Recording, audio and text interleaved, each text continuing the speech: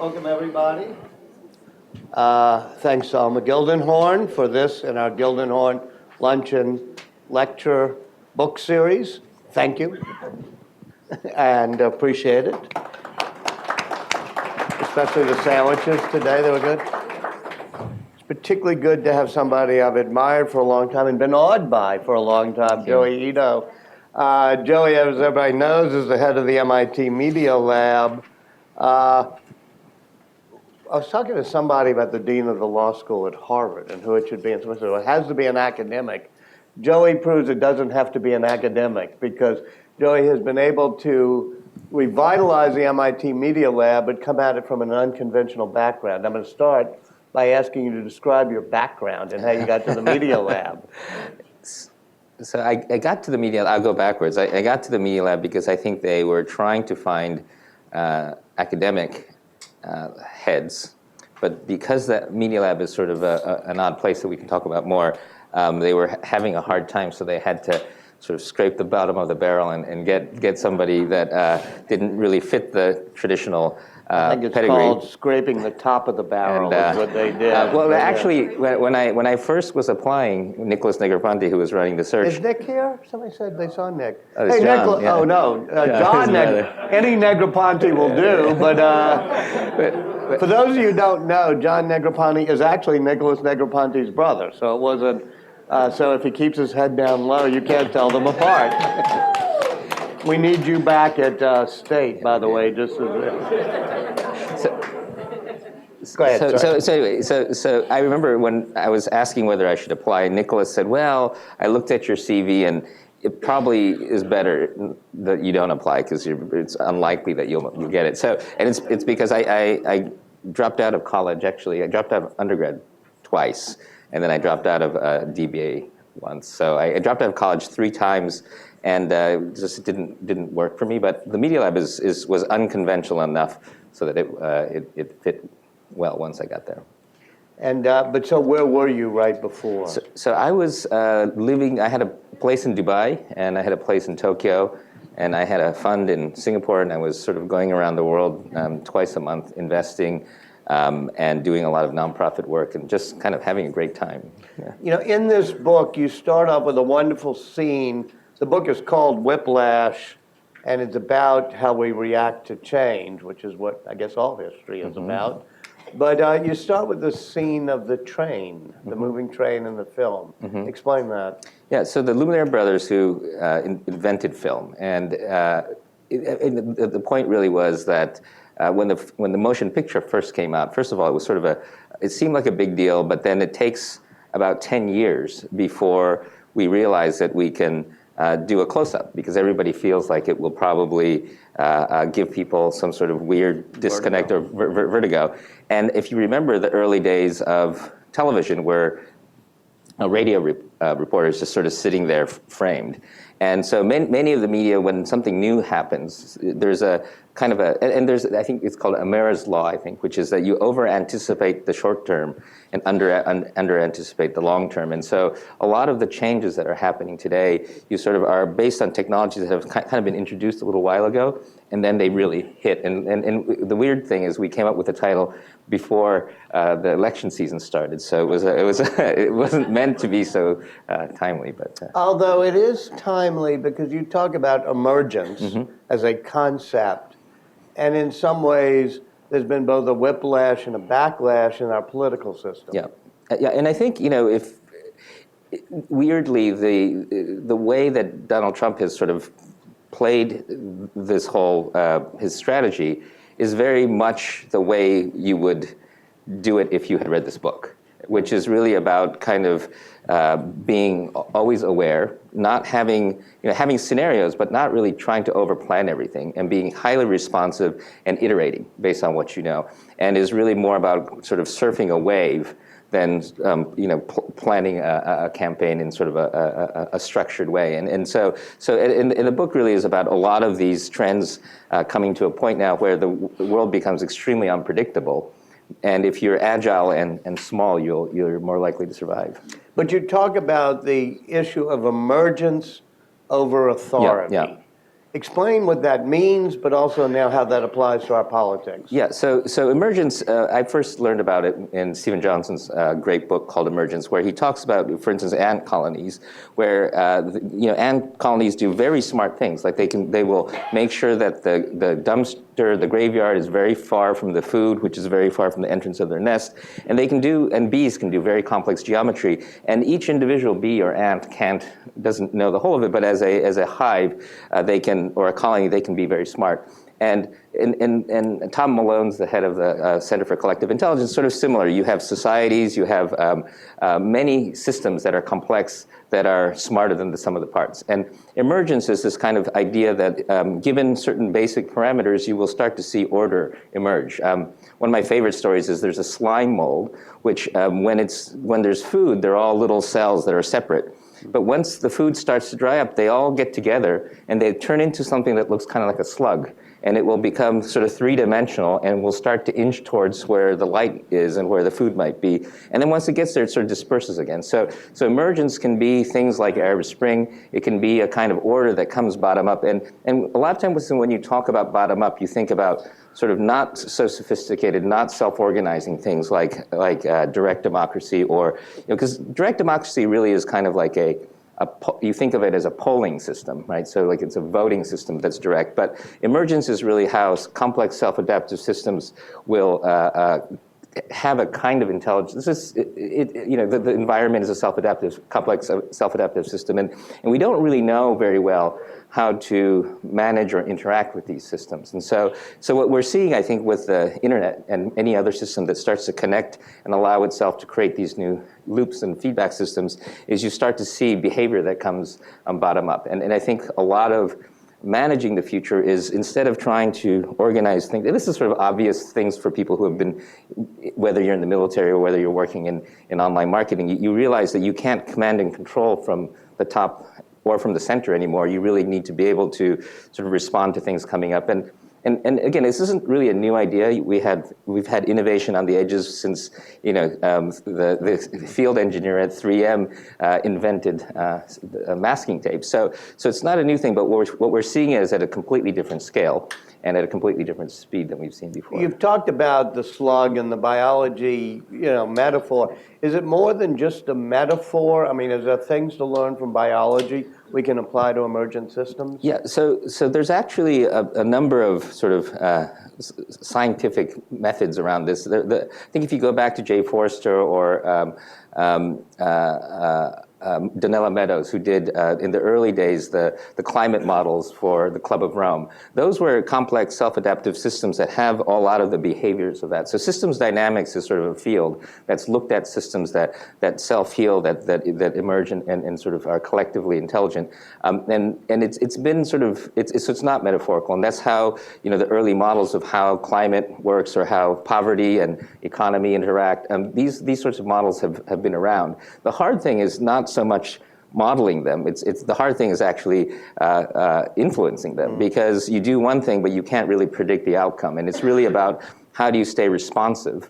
And even I think in modern sophisticated military systems, you're really deploying things that go out and have a lot of autonomy. And what I think you need to do is to figure out a system where the central system doesn't have to know all of it. And in fact, it's really more about allowing the system to adapt and move very quickly. How did that apply to the Arab Spring, and what did we do wrong?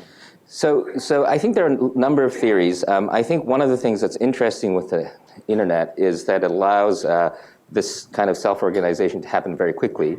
One of the conversations that we've been having is that you can do something like Arab Spring with minimal infrastructure. So the civil rights movement took churches, took humans, took lots of infrastructure. So you have these protests, but once you win the protests, you still have a lot of infrastructure in place to then follow up with the rebuilding and the action. And I think Arab Spring happened so quickly, and and things toppled very quickly, that the infrastructure wasn't in place to do it. And then I think the other piece was the rule of law, right? So in the United States, if you have the infrastructures, you have Marilyn Wright Edelman becoming a lawyer, and you have all these people, and they were able to then use the rule of law to construct these new institutions. Whereas I think in the Arab world, that was also very difficult. How does that apply to the Trump election? Well, so, so I think that first of all, if you look at, so we've done a lot of analytics of how the social media and how the mainstream media connected. For instance, in our lab, in the Laboratory for Social Machines, we show that you can see the Trump supporters. So if you look at the network, you can see who's influencing who's talking to who, and it's very clear that the mainstream media wasn't listening to or wasn't even connected to the people who had influence on the network. And there were many coordinated efforts online that were very sophisticated and very agile. And I think that, and this, I'm just speculating, I don't know the extent to which the campaign even was managing that. I think what they were doing was being very opportunistic about the energy that was coming and took that. And I think right now, one of the interesting things is the idea of these institutions, right? So is this going to be sort of an insurgency that's like an Arab Spring where now can they, he rebuild or create his institutions? Or is this sort of a wave that comes but then isn't able to follow through? And obviously there aren't that many parallels because we have a very different set of institutions. But one of the questions really is... We'll find out. We'll find out. Yeah, but one of the, I think, really interesting questions is going to be, can these institutions become agile and aware of these, how to play in this new game in the way that he has? And I think there's some evidence that some of these institutions are trying to move very quickly, but I'm not sure whether they'll be able to survive because they're structured in these traditional top-down ways. You deflected or said you weren't sure to what extent it was intentional and conscious within the Trump campaign to do that. But can you drill down a bit on that and speculate? Because you probably know more than we do about that. Yeah, I mean, I want to be careful what I say, but there are a number of groups who are on the internet who just like to have fun, right? And there's a category of kid or person who's really not into the issues, but they're sort of into the media itself is the playground, and the currency of what gets these kids excited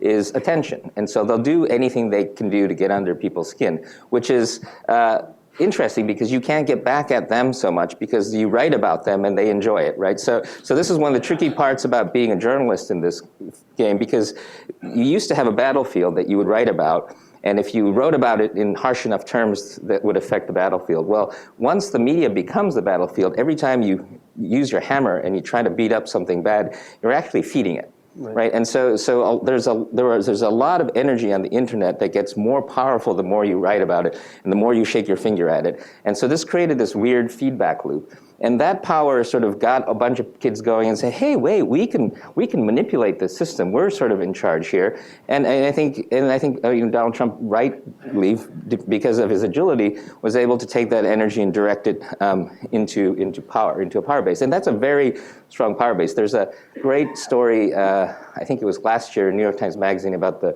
Russian agency. And there's a funny little piece in it, which is the sort of thousands of people who work for the Russian government in sort of trolling systems. But the neat thing is that it said that they didn't really they tried to employ them to sort of write good things about the government, but it turns out these guys can only write bad things. So it's a device that can only be pointed as a destructive device, and it's not sort of the traditional propaganda machine. And I think a lot of the, and I don't want to belittle the importance of the Trump voters or overemphasize this category, but there definitely is a decent chunk of energy on the internet, which is really something that we've never seen before, which is sort of looking at the media and the network as a game. And I would reflect as a game, you said, as a game and as a thing. So I used to play a lot of World of Warcraft, which is an online multi-user game, and I played it a lot. And when I was playing it a lot, I remember thinking for a moment that the stuff that I owned in the game and my items were more important than anything I owned in the real world. Mm-hmm. And that was probably true for everyone else in my guild, which was a couple hundred kids, right? So you think that this is reality and online is sort of about reality. But for a lot of kids, online and their reputation online and the way people behave with each other, and that's reality. And so it's a slightly different game. So what attracted them to the alt-right online? Well, it's interesting because I think for them, sort of stuffy, politically correct, people who talk in complete sentences and read the New York Times are like a prime game boss to go after, because these guys have power, they're educated, and if you can poke them and get them angry and flip them, it's quite entertaining, right? And if I were that age, maybe I would be into it too. I mean, but it's a game in real life, and so it's played out online sort of already in a variety of different types of bullying and things like that. But this is sort of manifested in a different way. So what percentage of the alt-right politically active people in the online or in cyberspace were doing it for pure ideological reasons, do you think? And how many were doing it as a sort of weird I don't. So that's the hard question. I don't know what the percentage is, and I think that what you see is people who have legitimate political points of view, and you see people who have somewhat misguided views, and then you have people who are sort of playing for fun. But what you're getting is the kids who play for fun. These kids are sophisticated. They're the sort of guerrilla warfare against the redcoats, right? And so even though that they may have been a minority, I think they were fairly sophisticated in their ability to sort of help guide this movement in a particular direction. And to what extent were they used by the Russians? That's a good question. I don't know. I mean, and if I knew, I might not say it. Why? Well, because one of the key things about how these networks and these systems know, it's like, and John will know better than anybody else, but warfare is about deception, right? And this is sort of an online war that goes on. And I think it's very important to try to make sure that you don't underestimate your opponent's capabilities, and you don't play all your cards at once. So we think we know a lot about what they do because we can see the network, but we may not know all the stuff that's going on. And I think what's interesting is that this was I think this was a New York Times article, but there's a sort of Macedonian kids who are making all the Trump pages. I mean, they said after Trump's gone, we'll go on and work on healthcare stuff. I mean, there's a whole racket around sort of this sort of fake news thing, and it's a business. If you remember, we had spam, and then the spam filters came, and then the spammers moved to manipulating search results. And then that sort of got shut down, so they're now doing fake news. But this is actually a business, right? And so, and it's a business where there's a lot of skill, there's a lot of craft, and that. And it's funded because they get advertising revenue. That's right. And so there's the advertising revenue racket, but there's also government-funded versions of that, and it's all. So do you think the Russians were funding some of that? Well, I don't know. I read the New York Times, and they seem to think so. I'm on the board of the New York Times. I'll just disclose. But everybody else should read the New York Times too. But there's a lot of evidence that they do, and I think in the modern sort of cyber warfare sort of field, I think this is sort of a very legitimate weapon that you would use if you could. I think. Mm-hmm. And do you think that? Who else? It seems to have been used mainly by what I'll call the alt-right, which is a amorphous term, Russians and Macedonians, for separate reasons. Are those the people who dominate this space? I think that a lot of people know these tools. I think, Anonymous knows these tools. The Occupy kids know these tools. The Bernie Sanders kids know these tools. So these aren't, some special secret things like the hacking tools. I mean, those are a little bit more expensive and harder to use. I think a lot of the sophisticated social media stuff, it's sort of common. I think what happened was... When you say tools, I always thought it was mainly finger power, meaning people have to sit at keyboards and do things. Is there there's tactics and strategies. So if you look like at Kony 2012, they had a lot of people that are in distributed places tweet out to massive people with Twitter followers at the same time to try to get things going. Or for instance, trending terms, if you change it a little bit, it's more likely to become a trending topic. Or if you look at some of these sites, they're actively recruiting people with lots of Twitter followers because the more organic it looks, the harder it is for the algorithm to filter them out. So there's tradecraft, and that's what I meant. It's more tradecraft than a technological. Like I assume a virus or a hack is a big technological tool. This is just tradecraft. Yeah, right? and I would think that there's some bots and other things. I mean, we at the Media Lab, we're now looking at the tradecraft out there, and we're now trying to create bots that can help counteract those things. And so obviously the platforms are going to start working on defense systems, but we can also independently come up with defense systems. We can create bots that behave like humans that go around and help try to counteract these things. So one of the key things, and we can talk about this more if we talk about AI, is there's these people doing this thing. They're the platforms with their algorithms, but we can also create institutions that have algorithms that go after and try to counteract both some of the biases in the platforms as well as some of the biases in the people. So I think a lot of this playing field is going to be less about sort of passing rules and laws because it's moving so quickly, and more about how these players are going to be developing. Sort of like the spam war or anything else. Yeah, you develop similar, defenses. Yeah. So you work with Charlie Firestone. I saw you is Charlie here? I saw you just meeting with him earlier. There he is. And New York Times or whatever. What tools can be and are being developed so that fake news can be counteracted and real news advantaged? Well, so all of the platforms are working on them, right? So Facebook announced this way to sort of mark fake news. Google's been already for a while working on this platform that takes bullying comments out of the conversations, and I think the New York Times is going to try using it. I think YouTube's going to try using it. Yeah, but let me just say one thing. Yeah. I was looking at the immigration, travel ban, et cetera, and the firing of the assistant attorney general or acting attorney general. And I did Google News, and the first news organization they had was Russia Today. Yeah. Came up first. Well, it doesn't work very well yet. I mean, I think you have to try to remember back. So it's going to have two things. If you remember back, if Google can't do it, how are we going to? I mean, aren't they smart at Google and not evil? Go ahead. Yes. Spam took a little while. And if you remember when spam was out there were all these people said, oh, we're just going to have to shut down the internet. Or we're going to have to make everybody use government ID in order to connect to the internet. And it took a while.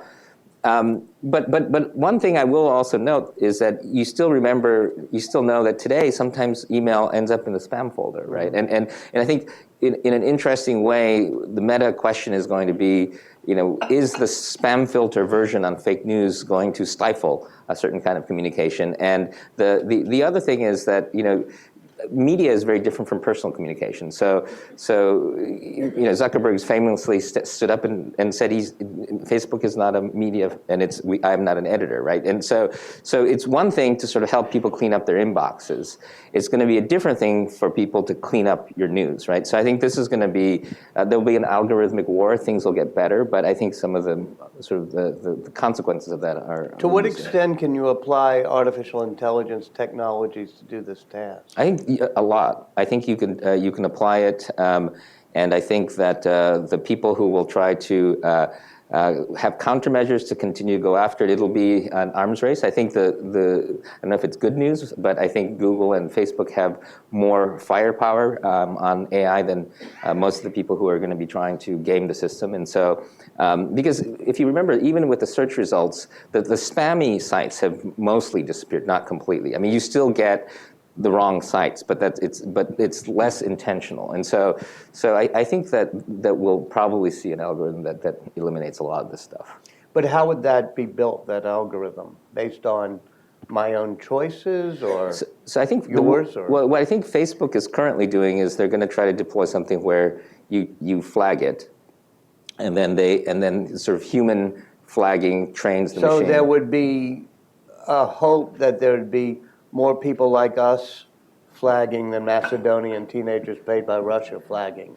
I think that's the first pass. I think what they do, for instance, on search results, they'll look at the URL, how long the site's been around, who's linking to it, and you can do all kinds of tests to see if a site is actually legitimate, which it doesn't appear looking at the results that they're doing right now on the Facebook sites. Right. If without revealing anything you do as a board member of the New York Times, what would you advise the New York Times that they should be doing?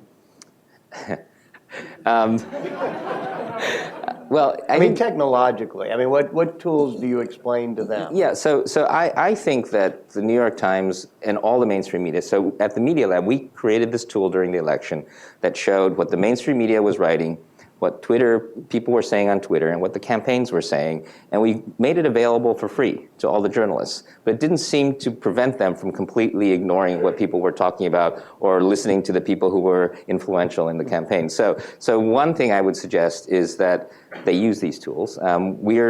This is going to be slightly getting ahead of myself because we haven't announced it yet, but I'd love to create a fellowship for, just like we've been training data scientists at the New York Times, we've got a lot of them now, they're very good at visualization and data analytics. There's a social media version of that. I mean, I think that what journalists should be doing is realizing what the battlefield looks like. And the fact that when the New York Times posts something, how does that affect things? Because I think again, if you see corruption, you used to be able to write about it and somebody go after them. And so just writing about it was sort of the last thing you did. But and then we've gotten to the point where you look at metrics to see, okay, which pages are getting a lot of traffic? Well, if you're getting a lot of traffic because some alt-right site is making fun of you, that's very different than getting traffic because everybody is sharing because it's a good idea. So sort of understanding the effect of what you're writing, I think, is another thing that we have tools for, but they don't use yet. Mm-hmm. What did you learn from the Japanese earthquake? So, I was involved, I was in the US applying, doing the interview at the Media Lab, and so I was away from my family. What I learned first was that the government and the power companies' plans completely failed because they had never anticipated that something like this would happen, so they had no plan, and all the plans they had didn't work. And we found a bunch of people online, and I was trying to collect data and then share the data on the radiation fallout because our house was sort of in the line of where the cloud was going. But what we were able to do was to be able to put together sort of a ragtag team of kids to design Geiger counters, deploy them, get them on cars, drive around. We have over 50 million data points now. And we became the single largest source of public measurements in the world. And today now we're talking to EDF and even the Department of Energy. When you say we, what was this consortium? So it was a weird bunch of concerned people, but what was neat was we were able to go, so like Ray Ozzie had just left Microsoft and was looking for something to do. Ray Ozzie invented Lotus Notes. Yeah. I mean, collaborative software tools. Collaborative software tools. We happened to find the guy that did the instrumentation for 3 Mile Island. We happened to find somebody who knew how to do high energy, high voltage power systems for Geiger counters. So then we found somebody that was good at maps. We found an IDEO person. So we were able to pull all of these people from the network, and everybody volunteered, and we were able to put together, with almost no money, a nonprofit team that could then deploy these sensors. And we'd go to these, like right after the earthquake, the government folks were coming in hazmat suits to people's houses, measuring and leaving, and they said, well, we can't tell you your readings because of the government regulations. And then we would have these kids who were, these foreigners from, who had these funny T-shirts, and they'd come in, they'd measure, and they'd say, oh, well, it looks like cesium is stuck to your roof, so the kids on the top floor are getting 4 times as much exposure. Maybe we should move them down. And then there's a pile of cesium at this drain pipe. And then the other thing is that the Geiger counters that are officially allowed in Japan only measure gamma. Gamma is the stuff that will go through walls. Well, alpha and beta, which is what you worry about because that you can ingest it, since it doesn't go through walls, most of the Geiger counters or all of them that were for sale in Japan blocked alpha and beta because it wasn't considered a valid measurement. But then those Geiger counters become nearly useless when you're actually trying to decontaminate.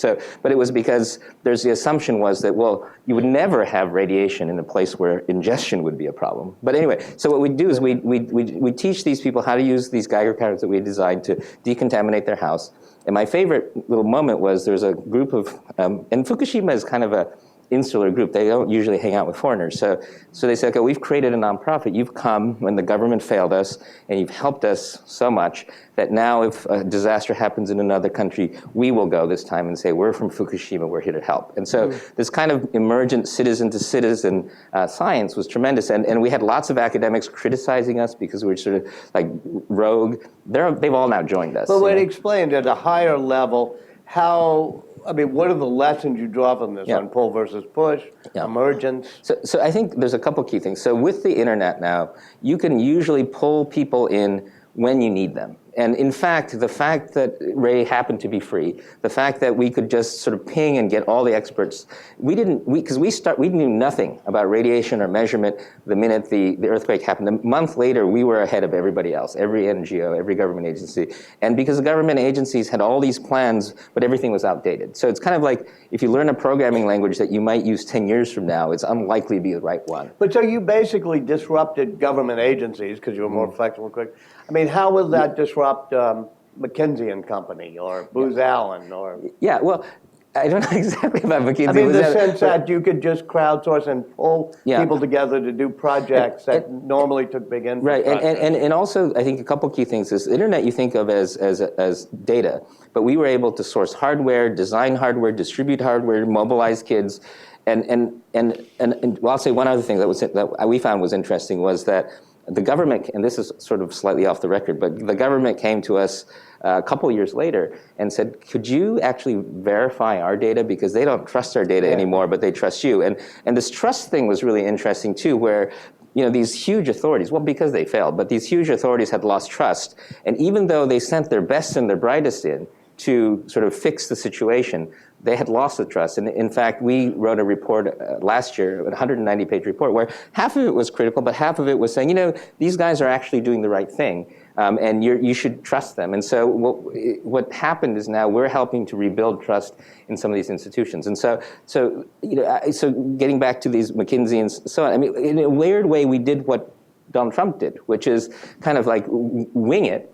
But you can wing it if you've got the ability to reach people and grab them as you need them, and then when you don't need them anymore, throw them back. And because we didn't have a lot of money, and because we didn't have a lot of institutional structure, we were very, very agile. Where the government had all this structure, all this process that just slowed them down. How would you take on the challenge of cybersecurity using these lessons? So this is a good question. I mean, I think that cybersecurity is a much longer conversation at some level because you're never secure until your hardware is secure, and hardware and sort of the making of chips and the building of the devices, and as well as these operating systems. There's some fundamental problems with the way that supply chain works, and there's some. I love the videos on YouTube now of these Chinese kids who I was just watching one where he grinds the back of the CPU in the iPhone to get to the supposedly secret EEPROM that stores like the data ID, the rollback controller, and somehow they figured out how to physically get access to a CPU, and then the demo is really great because it's like, they're fixing a broken iPhone, which is throwing an error, but the fixing of that error basically proves that if this kid wanted to, he could take a bricked iPhone and change the ID, right? Yeah, but cybersecurity is going to require more of a, not strength, but resilience, right? Yeah, that's right. So I guess that I think to your point, I think that we have to assume that at some price, anybody can get into anything, right? And it's really more like an economics thing. And so and there is a market for zero-day exploits, which are basically exploits that the device makers don't know about. And at some price, you can always get in. And so you have to assume that, first of all, you'll be compromised at some point, and how quickly can you recover. But also you really have to think about what your threat models are, how valuable are those how much money would those threats pay to get in, and then you can start to figure out how likely you are to be attacked. One of the problems right now is it is fairly asymmetrical, where usually the cost of the attack is less than the value of the thing that you have if you've got something important going on. And so this is the resilience over strength. I think you have to worry more about or work more on how you recover from failures with an assumption that you will be penetrated, rather than trying to build a system that no one can break into. Now, if we were building the internet from scratch now, you have an internet that's basically a packet switch network. The packets are encoded with their destination, but not with their origin. Would there be a way to create a secure packet switch network in which you knew where the packets were coming from and we were safer? You could, but I don't really think that that question is a very helpful one. And the reason I would say that is that if you were building it from scratch, is the word that because we didn't build it from scratch, and that's why it worked. And I think that, right. I mean, well, you have at MIT, not in your lab, but yeah. the other one, Howard Schroeb's lab, something called clean slate, which is what I mean, if you're building with a clean slate. I see, yeah, and my personal view is that the internet is really about a community of technical people who design and manage and run the system, and it's the community of people more than the specific technology. So we've created IPv6, we've created secure DNS, we've got lots of tools that make total sense but aren't deployed because people aren't going to adopt it. I don't think we will see a massive switch away from the current internet, at least very easily. It'll be very expensive. Will democracy survive the internet? I think we'll get a different kind of democracy. I think that each media form has challenged and changed the way democracy exists. I think this is going to be the biggest shift in democracy. I think that what we saw with this recent election is really the first internet election. Or might turn into more than just an election. But I think that AI will bring a much bigger challenge than what we've seen so far. Because what we'll see is machines are going to be much harder to track. Like right now, we can sort of see what everybody's doing. And and the New York Times can do a story about the Russian agency and kind of get it right. But once the machines are going very quickly, and going in, and you've got machines that run organizations that have finances that are talking to each other on encrypted systems. Talk about end-to-end encryption between people. You have machines sort of learning from each other, talking to each other, and leaving us out of the loop. Well, but like we could generate a machine and just let it go, and it would be very hard, first of all, to figure out whose machine it was. Machine meaning an algorithm on the network or something like that. And just like the asymmetric warfare that we get in the terror attacks, you could imagine, again, I don't want you to imagine too much because I think that it's still pure speculation on how the system is going to be. I personally believe that we're not going to see one huge dominant AI. I think we're going to see lots of machines with lots of algorithms that will look more like a society of systems or a market of systems. I think the best thing to look at is corporations. Corporations are weirdly like AIs because they're smarter than the sum of its parts. They have the ability to manipulate lawmaking and move things around, and they're very hard to manage because they're kind of opaque. But you still can kind of...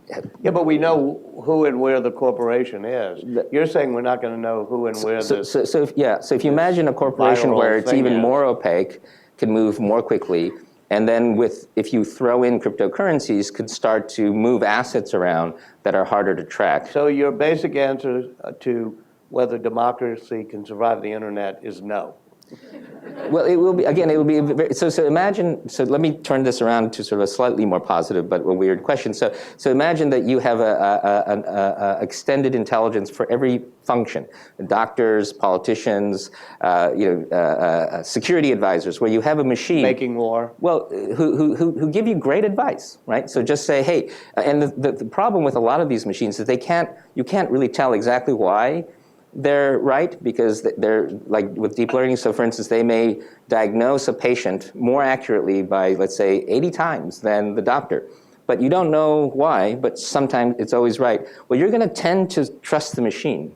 And I think one of the sort of interesting things, I think there's a Hong Kong fund now that has a partner that's a machine, right? And so as you start to get these very sophisticated algorithms giving you advice that tends to be correct, but they can't really explain to you why, although there are systems that are trying to explain why, and that's another field of research.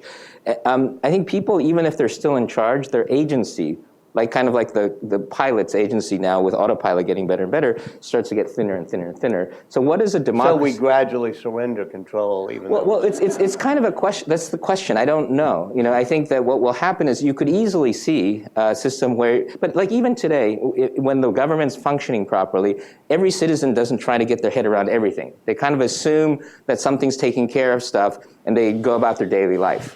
So if you imagine and you replace the government and you replace some of these big companies and you say a lot of the churning of thought in these systems, whether it's thinking about how to model climate change or the military strategy in some country, and it's mostly operated by a machine, you will start to see, I think, us possibly becoming somewhat complacent in our civics, right? So it's a question about how it evolves. The flip side is, you could imagine machines having conflicts and having discussions and actually informing different people and having more robust debate.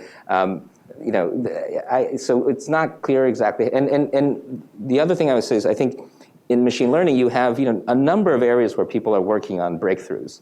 And depending on which breakthroughs come first and in what order and at what time, the capability and the style in which these machines get deployed will be different. But you have said you're a little bit less worried about what's called the singularity, i.e. that moment when machines quit needing us that much and take over from us, than your West Coast counterparts. A lot of them are always preaching the fear of the singularity. Why do you not think that? It seems like you think that's a problem. Well, so when I'm talking about these systems, they're very dedicated systems. So it will be the cancer diagnostic system or the autopilot or the stock trading system. These aren't, the singularity is about a machine that becomes a super intelligence that is able to teach itself and is so smart that sort of they decide that humans really aren't really that important. Actually, the environment would be better without them, and they just get rid of the humans, right? I'm talking about machines that are still part of our collective intelligence. They become pieces in our system. But I don't think that the first, what I'm more concerned about is that those systems turn out to be faulty or stupid or biased, and that our society becomes dysfunctional, more than sort of a bunch of Terminators that want to get rid of carbon life forms, which is your West Coast singularity. As some of them, are worried about. Let's open it up. Yes, sir. Larry Checker, and I was wondering. I just read something very interesting in Motherboard the other day about Cambridge Analytica. Are you familiar with them? No, Yeah, Cambridge Analytica, for both you and for, is the group that helped Trump get elected. I think Steve Bannon is a shareholder of it. Okay. And it does micro analytics. Well, it takes a big data off of Facebook, primarily, it sounds like, and does all the likes and dislikes and aggregates this stuff. And it was frightening to tell it 60 likes, and it can tell you more about yourself than you do. I mean, it was just an incredible article and frightening. So I was just wondering if you were familiar with it, and whether you actually believe that it helped elect Donald Trump. That's speculative right now. Yeah. No, I'm sure it contributed. I mean, I look at the data that we have, and I can just imagine using it to manipulate systems if we wanted to, and I think that this is kind of what I was talking about the tools. I think whether you're a journalist or whether you're a politician, having that data and having the ability to tweak those knobs is completely asymmetric.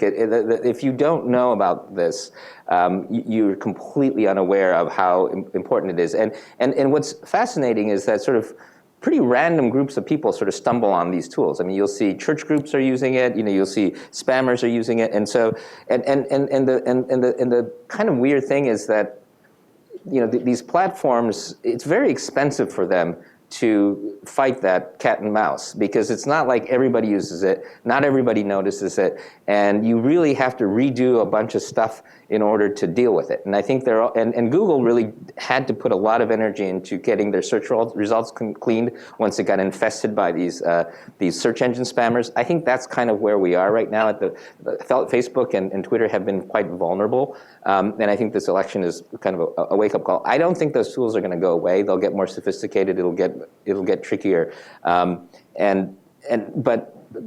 yeah. And when you throw in, I mean, again, machine learning is getting more sophisticated like every month, and a lot of those tools use basic machine learning right now. But I think that as you start to see these systems getting easier to use, the machine, because I'm trying. The reason I'm stumbling here is I'm trying to be careful, because I think that it's important to make machine learning more available to everyone. I believe that one of the problems that we have right now, I'm going to pivot and I can come back, but is that big companies like IBM and Google and others, they want you to be a customer and for them to provide solutions to you. It's kind of, I call them solutionists, right? And to me, what was really amazing about the early computer was very generative. So when VisiCalc came out, and then Excel, it was a way for accountants to express their creativity beyond the creativity of the designers. The computer was a tool, and the tool was allowed us to tinker. I don't think the people who are making these AI systems really want you to tinker or you to figure out how to use it. They don't want to make you a tool. They want to give you a solution, and they're happy to collaborate with you. And this gets back to the consulting firms, which is sort of this model of providing services rather than selling tools. And I think that the way that we're going to get around the ethics problem, the way we're going to get around the literacy problem, the way we're actually going to fix this is by giving these AI and machine learning tools to the politicians and the lawyers and the ethicists and all of the people, and creating much more of a society of AIs that represents various interests rather than these large companies and their view of how software eats the world and how AI solves all of our solutions. So it's really a difference between the technology being a tool, or Steve Jobs called a personal computer, he called it a bicycle for the mind, meaning it was something that allowed your mind to go faster and better, versus companies, groups, organizations that use it to give you solutions rather than tools for you to create your own stuff. And this was where it ties to cybersecurity, right? Because the Apple computer, when you got it, was a cursor. And it's like, here you go, you can write whatever you want. Yeah. But now you get a phone that you can't write anything, it's locked in, it's encrypted, but it protects you from pornography and hackers and all these other things. So the fear of cybersecurity is one of the reasons that these generative systems are gone. And I feel like what happens with that then, though, is you get these very particularly designed products, right? That you can't jack into, you can't modify for yourself, you can't put your own software on, you can't open up. And again, I think, it's unclear whether the generativity of the internet brought ethics into the internet or allowed the internet to go veering off in some weird direction. But I do think in the long run, we do need the expertise of the non-computer scientists to create a system that's actually robust. Yeah, way back, and then Charlie. The Media Lab has had a couple of efforts, sort of following on to what you were just talking about, that have tried to work to empower people with data, because the idea being that if data is really the primary input to all of these AI and machine learning systems, that if individuals, whether it's the lawyer or the average citizen, can show up with sort of the competitively better set of data, that may be one of the things that balances us out. But it's been pretty unsuccessful so far. It's been very hard, maybe for the same reasons. I'd love to get your thoughts on what it takes to create real data portability and democratizing data, so that actually becomes a balancing factor. Yes, I think there's two pieces, and I see Mark here, so sort of put my epic hat on. I think that privacy, or anything actually, security or privacy or anything, people, the commercial entities won't build it unless the people want it, right? And I think that once all of us have at least one person whose life has been destroyed because of a privacy breach, it will become a feature that we will want, and we're sort of already starting to want it, and you see Snapchat and other things. So I think people have to want it and have to need it. I think that it may be too late. I think we're going through a period where we've got so much sort of pollution out there, where all your stuff is already out there and we're already exposed, that it may get worse before it gets better. But I think on the privacy front, hopefully people will wake up and realize that they need it. And if you look at Germany, for instance, because they suffered so much during the Holocaust and the war with their data being used against them, they're very diligent about that. So they are much more open to, for instance, the Chaos Communication Congress and the Communication Club, which are a bunch of hackers that attack voting machines, attack systems, and they realize that they need this sort of hacker group to keep them in check, whereas in the US it doesn't, because I don't think we've had that experience. I think one of the tricky parts, and to bring it back to AI, is that because there's so much commercial value in machine learning, And because it's still kind of a highly skilled labor force, any PhD like postdoc graduate is getting sort of millions of dollars as their offers from these big commercial entities. And small businesses and academia can't afford the kind of salaries that these guys are getting. And so what you see really kind of a monopoly. And they get the resources and the community. So you see the smartest people in machine learning, not all of them, but most of them, aggregating into the big companies. Now, they're self-aware of that, and this is why they've set up the partnership in AI. And many of these people are hoping to try to do things in a conscientious and ethical way. My sort of point, though, is that even if you have all the best intentions, if you're in a room full of computer scientists and you're trying to figure out the right way to do something, you're not going to have the sophisticated. So we have a young woman in our lab, Joy Bulawini, and she's African American, and she realized that the facial recognition software doesn't recognize her face. It only works for white people, right? So, and it's the basic tool that's used in a lot of the facial recognition systems that other people use. Well, if you're in a room full of white people, you're not going to be testing it on non-white people because there aren't any. And so, and then other questions like, well, what's the legal ramification? Like, how would law function if an AI were able to do this and how to do that? And so those sorts of questions need to be asked when you're designing the tool. And right now, what we're doing is we're tacking that on at the end. So here's this cool tool we've built. What do you guys think of it? Rather than sort of integrating that in. And sensibilities around privacy are one thing, but just all kinds of sensibilities around law, around social things, interactions. I mean, so what we do at the Media Lab, what we're hoping to do is we're diving headfirst into areas that are somewhat creepy and sensitive, like we're deploying robots into pediatric wards, and and kids love to interact with robots, actually more than they like to interact with nurses, and they'll take their medicine, and then we can start to look at the body language, and then we can influence a kid based on the body language of the robot. So in Cynthia's group, she's noticed that back channeling, so if I'm talking to you and you're in a nod, well, you just nodded. So adults nod 100% of the time.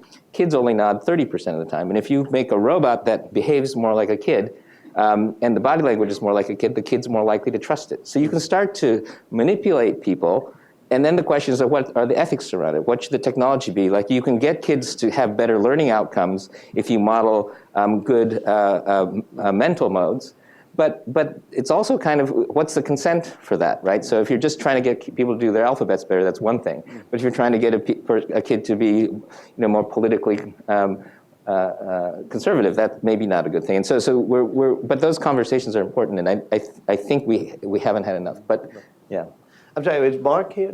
Mark's Where's Mark? Oh, there you are. Yeah. So you just walk in. Did you want to add something from the Epic side? Charlie, yeah, you're next. So I'm interested in the issue of bad memes, basically as viruses on the body politics. So Nazism, racism, violent extremism. And how do we think about them in terms, if you look at it as a virus, and address trying to rid ourselves of really bad memes for society? So I think this is actually, that biological metaphor you use is actually pretty good, because you can look at a pattern of the dissemination of a meme, like who's retweeting it, how is it going, how is it moving, how fast it's going, and you can pretty quickly identify, even if you don't see the word, whether this is one of those memes, right? And then we've also been able to, and this isn't published yet, so I'll be a little vague, but we'll publish it soon. We've also been able to start to intervene, create bots that go in and start to attack these memes, or even how do you attack fake news when you're not the platform. And there's some traction around that. But what's going to happen is we're going to deploy these systems, the memes will slow down, the meme makers will route around it. And so it really is like trying to find a cure for cancer. The cancer is going to continue to evolve. We're going to try to continue to evolve with it. But I think this current election caught a bunch of people off guard. They didn't realize it was going to be so powerful. Now a lot of people are paying attention. My only concern is that I think whether we're talking about the Democratic Party or mainstream media, the people in charge just don't get it intuitively. They don't understand that this is the kind of warfare that they are the battlefield. The younger kids get it. Younger kids. There are people in all these organizations that get it. So one of the questions is, are these institutions going to empower this new kind of behavior. And it is weird. It's really like redcoats saying, okay, let's go do guerrilla warfare. I mean, and they may have a few people in their ranks that sort of, actually, I know how to do that. But you have to organize it in a very different way. And again, this gets back to the book. It has to be emergent. You have to pull. You have to be ready to give up control. I mean, you kind of have to sort of try these systems, be iterative, and be content not getting exactly what you wanted, but to be ending up roughly in the direction you want to go. Yeah. Yes, sliding the way back. Yes. Sorry, and I'll catch you next. And then, yeah. Sorry. I'm a concerned citizen with a very reactionary congressman concerned about health care. How do I get information, the data, to be able to go to that congressman's office and say, here's how many people in your district are taking advantage of the Affordable Care Act or other features of it? With all this information, how does the ordinary citizen who wants to do something get access to it? So there are a number of efforts around open data. Some of them are non-commercial, some of them are commercial. I'd say there's two things. I think one is, I'm an investor, so this, I disclose my conflict. But there's a company called Nuna Health that's run by a young woman named Ginny Kim, who's, her brother was a epileptic autistic kid, and she was sort of saved by Medicaid, and if it were, and so she's built this amazing trove of data, taking all of the Medicaid data and also bringing in all these health records to really start to understand how these systems work, how to optimize them, and then try to make this data available for people. Because right now, one of the biggest problems is that all the data is out there, but as a normal person, you can't make sense of it. And one of the problems is somewhat political because, if you start to show the inefficiencies, somebody's inefficiency is somebody's revenue, right? So I think one of the problems is when you try to really make things transparent, there's always going to be some resistance. So I think at the sort of national level, it's obviously highly political. I think there's another way that you can go after this, which is I think Code for America is doing a lot of great work. You see the Presidential Innovation Fellows. There are a lot of Silicon Valley types, not just from Silicon Valley, but really, really great data scientists and engineers who go in for a year or two of service, where they work with local governments, they work in some of these big government agencies and really do an amazing job of trying to clean up the data, make the data available. And I think it's become quite a thing. To say, okay, I'm a data scientist, I made a lot of money at Google or Facebook, I'm going to go try to do the right thing. And you see this now happening in local governments, but you also see it in the federal government. Hopefully they'll leave some of this in the federal government. But I think I see a lot of, some light there. I do fear that right now there's a lot of suppression of open, there was a great open data movement that was on its way. It's starting to be suppressed, especially around climate change.